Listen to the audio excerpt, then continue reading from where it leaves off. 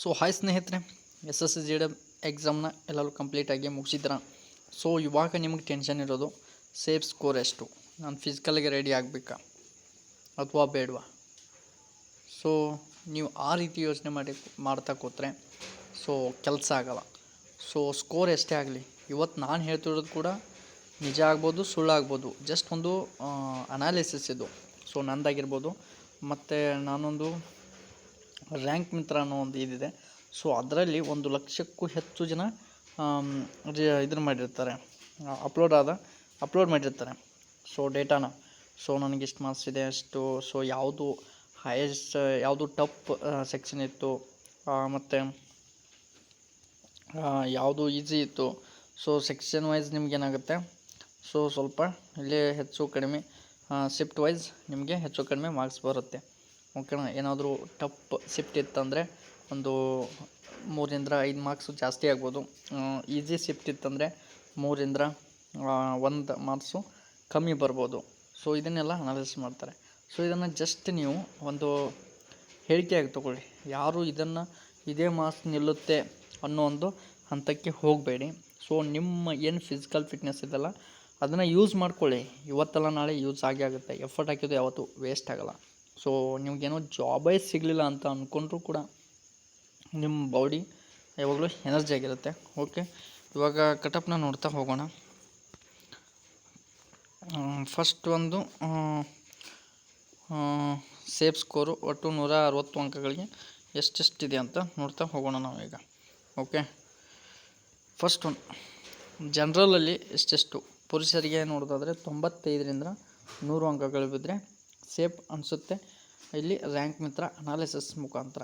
Okay, so next ಮಹಿಳೆಯರಿಗೆ 94ರಿಂದ 98. Okay, next ಇವರು ಜಾಸ್ತಿ ಟ್ಯಾಲೆಂಟ್ ಇದ್ದರೂ ಗರ್ಲ್ಸು ಯಾಕೆ ಕಡಿಮೆ ಅಪ್ಪ ಅಂತಂದರೆ ಅಪ್ಲಿಕೇಶನ್ ಕಮ್ಮಿ ಬಿದ್ದಿರುತ್ತೆ.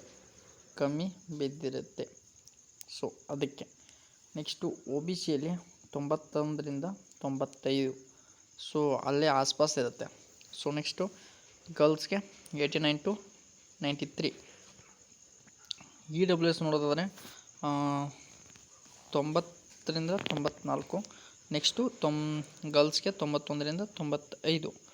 ಓಕೆ, ಇಲ್ಲೇನು ಜಾಸ್ತಿ ಆಯಿತು, ಇರಲಿ. SCಗೆ 88ರಿಂದ 92.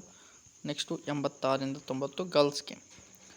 ನೆಕ್ಸ್ಟು ST 92ರಿಂದ 96, ಆಮೇಲೆ 93ರಿಂದ 96 ಗರ್ಲ್ಸ್ಗೆ. Okay, so next all India ನೋಡೋದಾದರೆ, ಸೊ ಆಲ್ ಇಂಡಿಯಾಗೆ ಬಂದರೆ UR 140ರಿಂದ 150, OBC 135ರಿಂದ 145, EWS 138ರಿಂದ 148, SCಗೆ 125ರಿಂದ 135, SCಗೆ 130ರಿಂದ 135. ಓಕೆ, ಸೊ ಇಷ್ಟೆಲ್ಲ ಕಟಪ್ ಆಯಿತು. ಸೊ ಈಗ ರ್ಯಾಂಕ್ ಮಿತ್ರ ಪ್ರಮುಖ ವಿಶ್ಲೇಷಣೆ ನೋಡಿದ್ರೆ, ವಿವಿಧ ದಿನಗಳ ನಡೆದ ಶಿಫ್ಟ್ಗಳ ಕಠಿಣತೆ ಮತ್ತು ಬೇರೆ ಆಗಿರುತ್ತೆ. ಅಂತಂದರೆ ಒಬ್ಬರಿಗೆ ಶಿಫ್ಟು ಈಸಿ ಇರುತ್ತೆ, ಒಬ್ಬರ ಶಿಫ್ಟು ಹಾರ್ಡ್ ಇರುತ್ತೆ. ಸೊ ಅದ್ರ ಮೇಲೆ ನಿಮ್ಮ ಏನಾದರೂ ಶಿಫ್ಟ್ ಹಾರ್ಡ್ ಇತ್ತಪ್ಪ ಅಂತಂದರೆ 5ರಿಂದ 15 ಮಾರ್ಕ್ಸ್ವರೆಗೆ ಹೆಚ್ಚಾಗ್ಬೋದು. ಅಷ್ಟೇನಾಗಲ್ಲ, ನಾನು ಹೇಳ್ತಾ ಇದ್ದೀನಿ ಅಷ್ಟೇ. ಸುಲಭ ಶಿಫ್ಟಲ್ಲಿ 1ರಿಂದ 2 ಅಂಕಗಳು ಕಡಿಮೆ ಆಗ್ಬೋದು. ರಾ ಮಾರ್ಕ್ಸು ನಿಮ್ಮ ಪ್ರಸ್ತುತ ರಾ ಮಾರ್ಕ್ಸ್ ಕಡಿಮೆ ಇದ್ದರೂ ಧೃತಿಗೆಡಬೇಡಿ. ನಾರ್ಮಲೈಸ್ ನಂತರ ನಿಮ್ಮ ಸ್ಕೋರ್ ಸೇಫ್ ಝೋನ್ ತಲುಪಬಹುದು. ಸೊ ಅಂತಂದರೆ ನಾರ್ಮಲೈಸ್ ಆದ ತಕ್ಷಣ ಏನಾಗುತ್ತೆ, ಸೊ ಹಾರ್ಡ್ ಇದು ಶಿಫ್ಟ್ ಇದ್ದವ್ರು ಏನಾಗುತ್ತೆ, ಸೊ ಕಟಪ್ ಕುಂಟಿರ್ಬೋದು. ಸೊ ಅದಕ್ಕೆ ಯಾರು ವರಿ ಮಾಡ್ಕೊಳಕ್ಕೆ ಹೋಗಬೇಡಿ. ಸೊ ದಯವಿಟ್ಟು ನಿಮ್ಮ ಸ್ಟಡಿ ನಿಲ್ಸೋಕೆ ಹೋಗಬೇಡಿ ಯಾವುದೇ ಕಾರಣಕ್ಕೂ.